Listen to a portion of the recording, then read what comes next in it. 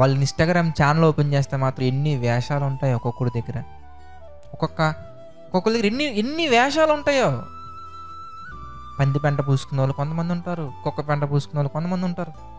రకరకాల లిప్స్టిక్లు, రకరకాల హెయిర్స్, రకరకాల కోతి ఉంటుంది చూసారా, కోతి ఏ విధంగా అయితే లిప్స్టిక్ వేసుకుంటే ఎలా ఉంటుంది అట్లా రకరకాల అవతారాలతోటి, విచిత్రమైన అవతారాలతోటి ఏంటో ఆ కోతి డ్యాన్స్లు ఇవన్నీ ఏ తల్లిదండ్రులైనా వెళ్ళి లాగి చంప మీద ఒకటి కొట్టి, ఎందుకమ్మా అలాంటివి చేస్తున్నావు, దేవుడిచ్చినటువంటి శరీరాన్ని ఎలాగైనా నువ్వు చేసేది, ఆ డ్రెస్ సెన్స్ బాగోదు, ఏది బాగోదండి.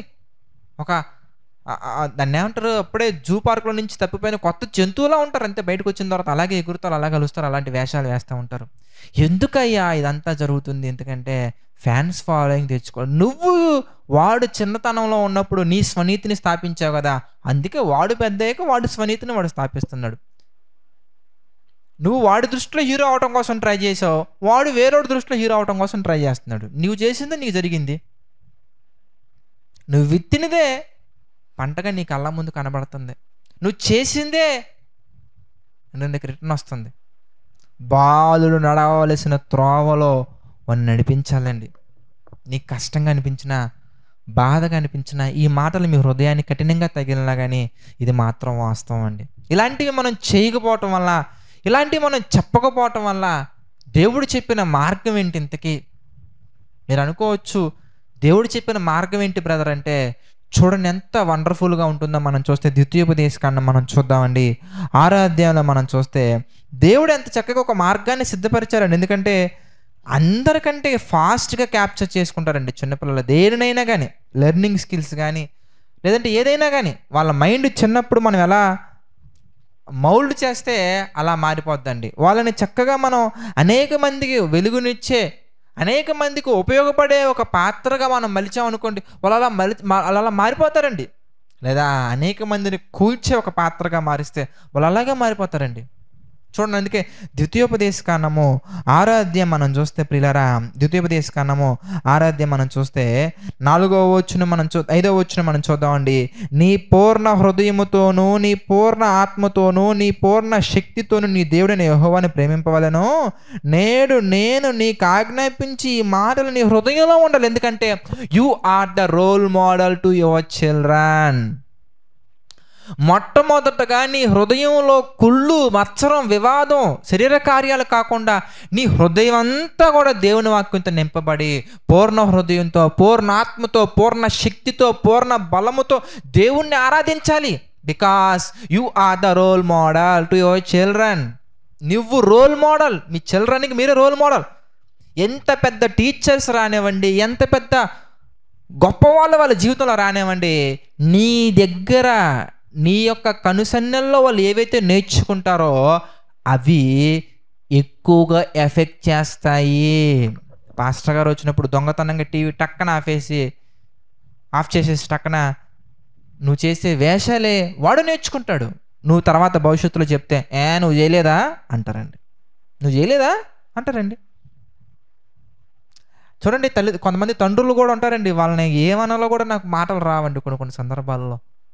కుర్రోళ్ళని చిన్న పిల్లల్ని పంపిస్తారండి బెల్ట్ షాప్, మందు షాప్కి, మెడిసిన్స్ షాప్ కదా అది, తాగే ముందు సిగరెట్స్కి, కిల్లీలకి, కైనీలకి, వాటికి తిప్పొచ్చా పిల్లల్ని? అసలు నువ్వు ముందు తాగొచ్చా వాళ్ళ ముందు? నీ నుంచి వాళ్ళు ఏమి నేర్చుకోవాలి? పెద్ద అయ్యాక వాడు తాగితే మాత్రం ఎన్ని లెక్చర్స్ తీసుకుంటామో, ఎన్ని క్లాసెస్ తీసుకుంటామో. అందుకే మొట్టమొదటగా నీ హృదయంలో ఏముండాలి అంటే దేవుని యొక్క వాక్యం ఉండాలి. వాళ్ళకేదో చెప్పడం కాదు, వాళ్ళు గాడి తెప్పారు. ఏంటి గాడి తెప్పారు? నువ్వే గాడిలో నుంచి తప్పిపోయావు ఫస్ట్. కాదండి, స్కూల్లో ఏదో అంటున్నారంట, కాలేజీలో ఏదో అంటున్నారంట, కాలేజీలో ఏదో ఫెస్ట్ అంటండి, అందుకే ఏదో సరదా పడ్డారు కదండి. సరదా పడ్డారు కాదు సిస్టర్, సరదా పడ్డారు కాదు బ్రదర్. రేపొద్దున వాళ్ళ సరదాలకి వాళ్ళ ఇష్టానుసారంగా బ్రతికితే ఏడ్చి నీ కన్నులు గుంటలు పడతాయి, నీ నరాల్లో సత్తువ దిగజారిపోద్ది. నువ్వు ఇక ఎంత ప్రార్థించినా ఉపయోగం ఉండదు. ఈరోజు ఏదో వాళ్ళు సరదా పడ్డారు, ఈరోజు ఏదో కాలేజీలో ఫెస్ట్ అంట, ఈరోజు ఏదో స్కూల్లో ఫెస్ట్ అంట, ఈరోజు ఏదో కాదండి. చుట్టుపక్కల వాళ్ళ ఫ్రెండ్స్ అందరూ కూడా ఏదో ఇన్స్టాగ్రామ్లో రిలీజ్ చేస్తున్నారంట, అందుకే మావాడు కూడా చేస్తున్నాడండి, ఏదో ముచ్చట కొంచెం ఈ వయసులో కాకపోతే ఈ వయసులో చేస్తా, ఈ వయసులో చేయాల్సింది అవి కాదండి. మీరు అలా లైట్ తీసుకున్నారు కనుక అలా లైఫ్ అనేది ఇటు కాకుండా వెళ్ళిపోతుంది. మీరు అలా వాళ్ళని పట్టించుకోకుండా వదిలేశారు కనుక వాళ్ళు వేరే ప్రేమను ఎత్తుక్కుంటున్నారు. నిజమైనటువంటి క్రీస్తు ప్రేమను, నిజమైనటువంటి దేవుని ప్రేమను వాళ్ళ జీవితంలో పరిచయం చేయలేదు గనుక శరీర సంబంధమైన లోక ప్రేమను వెతుక్కుంటున్నారు వాళ్ళు. దానికి కారణం నువ్వే. వాళ్ళు ప్రేమ పేరుతో కామానికి లోనై వాళ్ళు తప్పిపోయారంటే గనక అది వాళ్ళ తప్పు ఎంతైతే ఉందో మీ తప్పు కూడా అంతే ఉంటుంది. ఎప్పుడైతే మీరు దేవుని యొక్క వాక్యాన్ని పరిచయం చెయ్యకుండా వాళ్ళని పెంచినట్లయితే గనుక భవిష్యత్తులో వాళ్ళు చేసే ప్రతి దానికి you are the responsible. Because దేవుడు చెప్పిన మార్గంలో వాళ్ళను నువ్వు పెంచలేదు కనుక. వ్యభిచారము చేయడం ఎంత తప్పో ఆ వ్యభిచారానికి సహకరించడం కూడా అంతే తప్పు. దేవుని వాక్యం సెలవిస్తుందండి, పాపము చేసేవాడికి, పాపాత్ములకి పాపము చెయ్యటానికి గుడ్ మార్నింగ్ బ్రదర్ అని చెప్పినా కూడా వాడు చేసిన ప్రతి దాంట్లో కూడా నీకు వాటా ఇచ్చేస్తాడు దేవుడు. అలాంటిది నీ పిల్లలు నువ్వే రాంగ్ ట్రాక్లో విత్తనాలు విత్తి వాళ్ళ హృదయాల్లో విత్తనాలు నాటి నువ్వు పెంచుతున్నావు అంటే పెద్ద అయ్యాక వాళ్ళు చేసే ప్రతి దుర్మార్గమైన పనికి, అది దొంగతనం కావచ్చు, అబద్ధాలు అవ్వచ్చు, బూతులు అవ్వచ్చు, ఏ విధమైనటువంటి చెత్త పనులు అవ్వచ్చు, వాటన్నిటికీ కూడా దేవుడు నీకు సగం కాదు ఫుల్ వాటా ఇచ్చేస్తాడు. ఎందుకంటే నిన్ను నమ్మి నీకు బహుమానంగా దేవుడిచ్చినటువంటి గోల్డెన్ గిఫ్ట్ కనుక. చిల్డ్రన్, పిల్లలు, దేవుడు మిమ్మల్ని నమ్మి మీకు ఇచ్చినటువంటి గిఫ్ట్ అండి. అది అందరికీ రాదండి, అందరికీ రాదండి. గర్భఫలము దేవుడిచ్చు బహుమానము. నువ్వు ఆ బహుమానాన్ని మంచిగా పెంచావలేదన్నదే ప్రశ్న ఇక్కడ. అందుకే మొట్టమొదటిగా మీలో ఉండాలి, మొట్టమొదటిగా మీలో దేవుని మాటలు ఉండాలి, మొట్టమొదటిగా మీలో దేవుని యొక్క ఆలోచన ఉండాలి. మొట్టమొదటిగా మీరు సగం సగం మనసుతోటి, సగం సగం ఆలోచనతోటి కాదు, పూర్ణ హృదయంతో, పూర్ణ మనస్సుతోటి, పూర్ణ బలముతోటి, పూర్ణ శక్తితోటి దేవుణ్ణి సేవించాలి. హృదయం అంతా కూడా వాక్యంతో నిండాలి. ఆ తర్వాత ఏం చేయాలి? ఆ తర్వాత ఏం చేయాలంటే దేవుని యొక్క వాక్యం సెలవిస్తుందండి. 7వ వచనం మనం చూస్తే, నీవు నీ కుమారులకు వాటిని అభ్యసింపచేసి నీ ఇంట కూర్చున్నప్పుడును, త్రోవ నడుచున్నప్పుడును, పండుకున్నప్పుడును, లేచినప్పుడును వాటిని గురించి మాట్లాడాలి. వాడు కూర్చున్నా నుంచున్నా వాడికి అభ్యసింపచేయాలి, వాళ్ళకి అభ్యసింపచేయాలి. ఏ ఫర్ ఆల్వేస్ తిండి కాదు, ఆల్వేస్ పప్పలో కాదు, ఆల్వేస్ అట్టిపళ్ళు కాదు. ఏ ఫర్ తండ్రి, విశ్వాసులకు తండ్రి అబ్రహాం అని నేర్పించు. ఏ ఫర్ ఆల్మైటీ అని నేర్పించు. ఏ ఫర్ ఆదాములా మనం ఉండకూడదు నాన్న, ఆదాం అని నేర్పించు. అప్పుడు వాడు అడుగుతాడు, ఆదాం ఎవరమ్మా అన్న? ఆదాము మొట్టమొదటిగా దేవుడు చేసిన మనిషి అని చెప్పాలి. అట్టుపండు చూపించు అనుకో, ఇది ఏ షాపులో దొరికిద్దామని అడుగుతాడు తప్ప, ఇక వాడు తిండి గురించి నేర్చుకుంటాడు తప్ప దేవుని వాక్యం గురించి ఎప్పుడు నేర్చుకుంటారండి? బీఫర్ బైబుల్ నేర్పించు.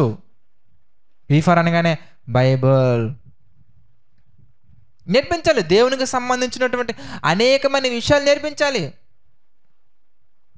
ప్రతి దాంట్లో కూడా దేవుణ్ణి చూపించాలి, దేవుణ్ణి పరిచయించాలి. అందుకే నీ కుమారులకు వాటిని చెప్పడం కాదు, నేర్పించడం కాదు, అభ్యసింపచేసి, అది తినేటప్పుడు అవ్వచ్చు, కూర్చున్నప్పుడు అవ్వచ్చు, లేచినప్పుడు అవ్వచ్చు, పడుకున్నప్పుడు అవ్వచ్చు, త్రోవ నడిచేటప్పుడు అవ్వచ్చు, ప్రతి సిచ్యువేషన్లో కూడా, ప్రతి సందర్భంలో కూడా దేవుని యొక్క మాటలను నేర్పించగలిగినట్లయితే, ఒక యోసేపు గురించి చెప్పాలి, అబ్షాలోము గురించి చెప్పాలి, దావీదు గురించి చెప్పాలి, కయీను గురించి చెప్పాలి, ఎవడు ఎలా ఉన్నాడు, ఎలా ఉండకూడదు, ఎవరు ఎలా ఉండాలి, ఎలా ఉండకూడదు, దేవుడు చెప్పిన మాటలు వింటే జీవితం ఎలా ఉంటుంది, వినకపోతే ఎలా ఉంటుంది, ప్రతి ఒక్కరి జీవితాన్ని నువ్వు తీసుకొని, ప్రతి ఒక్కరి జీవితంలో వాళ్ళు ఎలా శ్రమల్లో నిలబడ్డారు, మనం ఎలా ఉండాలి, ఎలా ఉండకూడదు, కొంతమంది ఎలాంటి దారుణాలకి ఒడిగట్టారు, ఎలాంటి మంచి పనులు చేశారు, ప్రతి ఒక్కటి నేర్పించి వాళ్ళకి అభ్యసింప చేయాలి. అభ్యసింప చేస్తే వాడిలో ఎలాంటి మార్పులు వస్తాయో మీకు తెలుసా? అభ్యసింప చేస్తే వాడు ఎలాంటి విషయాలు నేర్చుకుంటాడో మీకు తెలుసా? ఆమె ఎలాంటి విషయాలు నేర్చుకుంటాడో మీకు తెలుసా? ఎలా మారిపోతారో మీకు తెలుసా? ఎలా మారిపోతారంటే తిమోతికి రాసినటువంటి మొదటి పత్రిక మనం చూద్దామండి. వాళ్ళు ఎలాంటి విషయాలు నేర్చుకుంటారు, దేవుని యొక్క మాటలు నేర్చుకుంటే, దేవుని యొక్క విలువైన విషయాలు నేర్చుకుంటే, విలువైనటువంటి ఆలోచనలు నువ్వు పెంచగలిగితే గనక వాళ్ళు ఎలాంటి ఎంత గొప్పగా ఎంత ఉన్నతంగా మారిపోతారని మనం చూస్తానండి.